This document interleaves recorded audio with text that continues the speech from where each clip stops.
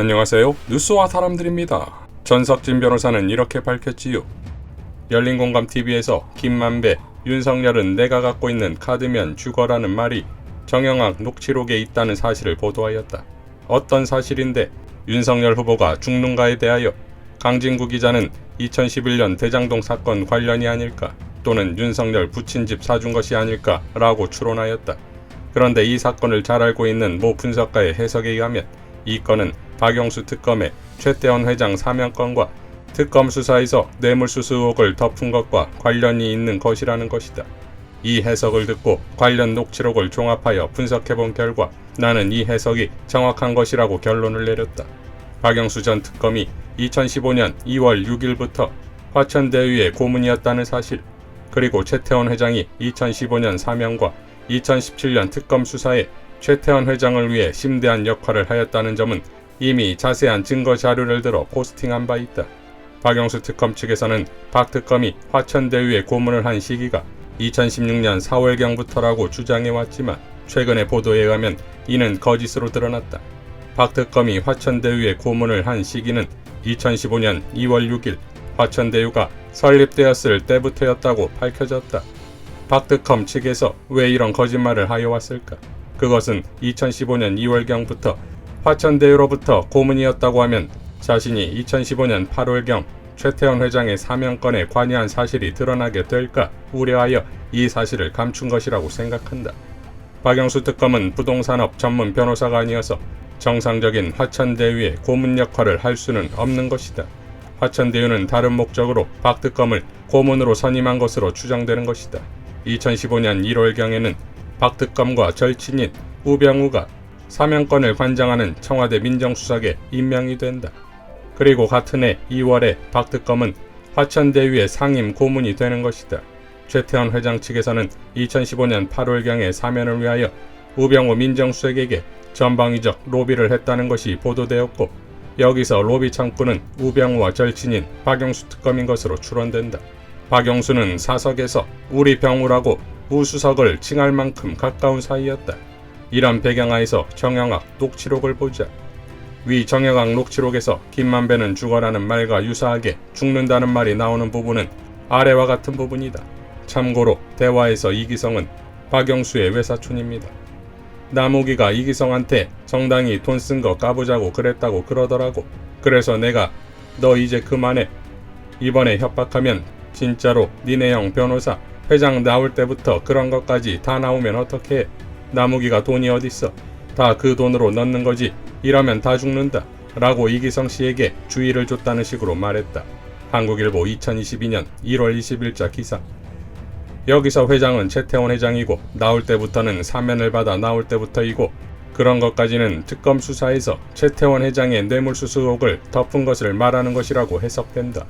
최태원 회장의 사면건과 특검건이 밝혀지면 김만배, 이기성, 박영수 포함하여 다 죽는다고 말하는 것으로 해석된다. 김만배는 화천대유의 그분이 누구인지도 알고 있고 박영수의 최태원 로비 사실을 잘 알고 있었다. 김만배 누이는 당시 안 팔리던 윤석열 부친의 집을 사준 사실이 있다. 이것은 박영수가 최태원 회장 사건을 무마해준 것에 윤석열 당시 수사팀장이 협력한 대가로 박 특검과 한몸인 김만배가 당시 팔리지 않던 윤석열 후보의 아버지 집을 사줌으로써 보온을 한 것으로 볼 수 있다. 집을 높은 가격에 사주었는가, 그렇지 않고 적절한 가격에 사주었는가는 논란이 있는데 당해 부동산의 공시지가와 공시지가가 현실화율에 의하여 추산한 바에 의하면 당시 1억 원 정도 높은 가격에 팔리지 않던 집을 사준 것으로 볼 수 있다. 김만배가 갖고 있는 카드는 이러한 최태원 회장의 특검 수사 무마와 그 대가 수수에 관한 사실의 폭로이고 이 사실이 폭로되면 윤석열 후보도 정치적으로 죽는다고 말한 것이라고 해석한다. 김만배는 2019년 4월 대장동 분양대행업자 이기성 대표에게 109억 원을 송금했다. 그런데 녹취록에 의하면 2020년 6월 17일경에도 이기성은 여전히 돈을 더 달라고 김만배를 협박하는 것이다. 구체적으로 김만배가 박영수 딸에게 50억 원을 주려고 하는데 이 돈을 자기한테 달라고 하는 것이다. 이러한 이기성의 협박에 대응하여 김만배는 그렇게 돈 많이 주었는데도 너 자꾸 협박하면 내가 박영수 특검의 사면 로비 사실로부터 특검 수사 덮은 것까지 다 밝히게 되면 다 죽는다고 한 것이다.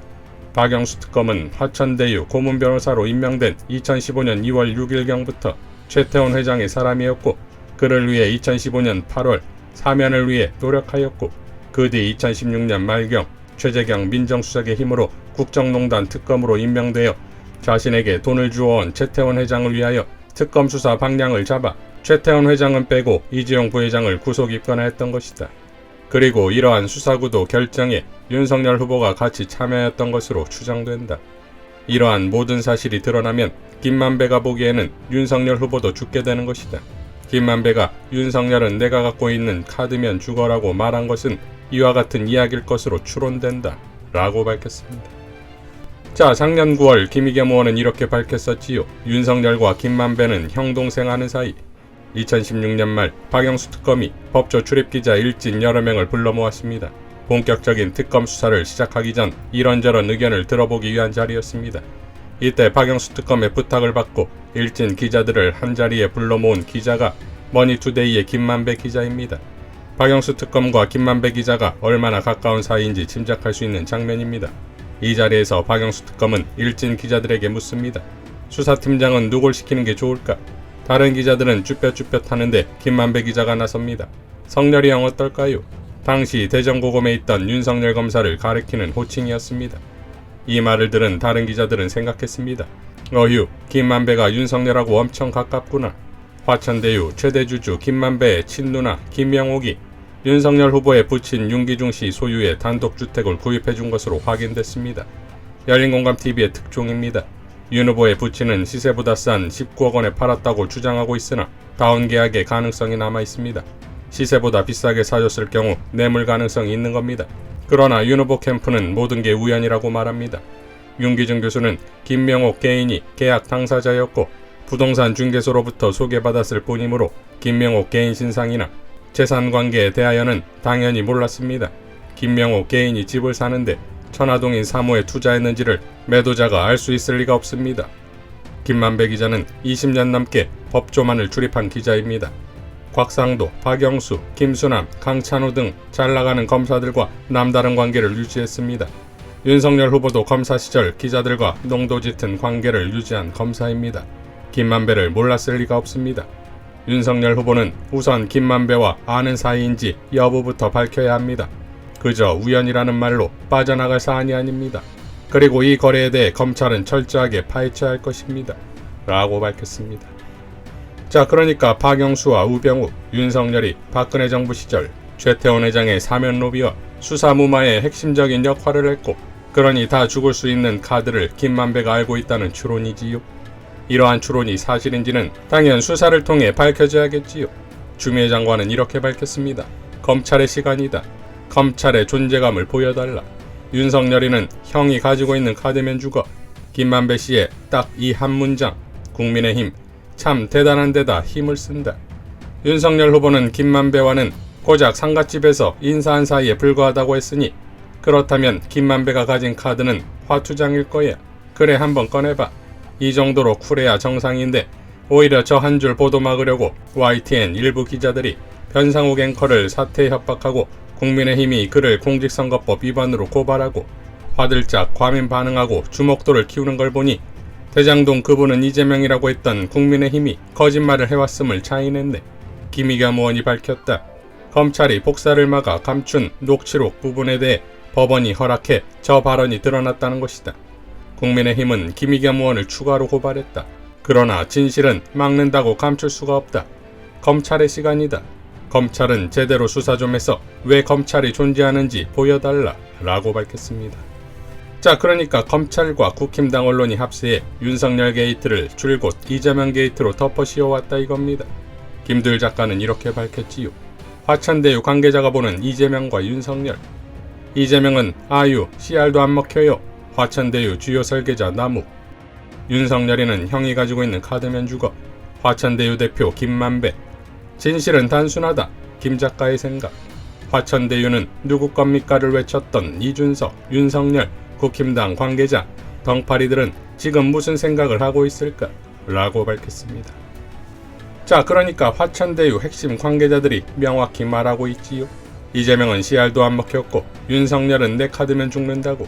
이래도 윤석열 게이트가 아닙니까? 서울의 서리와 열린공감TV, 고발뉴스, 빨간아재 등의 합동방송에서 공개된 김건희 녹취 중 이런 발언이 있었습니다.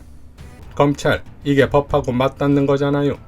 이에 대해 이상호 기자는 이렇게 발언했지요. 기본적으로 이게 사실은 검찰권을 사실상 사유하고 그걸 가지고 지금 보면 고발사주 사건이라든가 기타 조국 일가에 대한 도륙 등을 해왔는데 실제 우리가 지난주에 보면 정경심 교수 판결도 있고요. 더 충격적인 건 윤광열 판사에 의한 최은순에 대한 무죄, 이런 것들 보면서 검찰만 이상한 게 아니라 법원도 이상하다 하는 생각을 많이 하게 되는데 실제로 이런 거 보면 검찰과 법하고 맞닿아 있는 거잖아요 라는 말은 무슨 말이냐면 검찰과 법원이랑 맞닿아 있는 거잖아요 라고 하는 말입니다. 그러니까 검찰권을 장악한 권능을 가지고 상당 부분 자기가 법원도 좌지우지하고 있다라고 하는 실력을 보여주는 겁니다. 실제로 이와 관련한 기문 관련해서 구속영장이 우리가 이해할 수 없을 정도로 무참히 일제히 다 기각된 상태고 가장 키맨이라고 하는 손준성조차도 구속을 못하고 있지 않습니까? 그러니까 이런 것들을 이미 다 내다보고 있는 거예요. 그러니까 검찰이 장악된 상태에서 법원 판결 라인에 있는 주요 판사들에 대해서도 자기들은 자신감이 있다. 실제 이렇게 얘기를 하고 그렇게 됐지 않습니까? 이거는 대단히 위험한 사실을 드러내고 있는 겁니다. 라고 밝혔습니다. 지난 추미애 장관은 김건희 7시간 녹취의 내용을 비판하며 검사, 언론, 국민의힘당, 국회를 차례로 가지고 놀아본 대통령 후보 부인이니 남편이 아니라 자기가 후보라고 말할 만하다 라고 일갈한 적이 있지요. 여기에 법원도 추가될 듯합니다. 자, 검찰 장악만으로도 이 정도인 것인데 과연 대한민국을 장악한다면 어떻게 될까요? 이들은 국민이 두렵지도 않는 것일까요? 작년 12월 윤석열은 대장동 이런 정권은 없었다 라는 제목의 자당 유튜브 방송에서 이렇게 발언한 바 있습니다. 얼마나 많은 또 비리가 많기 때문에 이렇게 무리를 하겠냐 이 말이에요. 그래서 과거에 어떤 정권도 이런 짓을 못했습니다. 겁이 나서. 근데 여기는 겁이 없어요. 보통은 겁나서 못합니다. 안 그렇습니까? 대통령 임기 5년이 뭐가 대단하다고 너무 겁이 없어요 하는 거 보면은 자, 이 말을 고스란히 김건희와 그의 남편에게 돌려드립니다. 너무 겁이 없어요 하는 거 보면은. 이상 뉴스와 사람들이었습니다. 시청해주셔서 감사드립니다.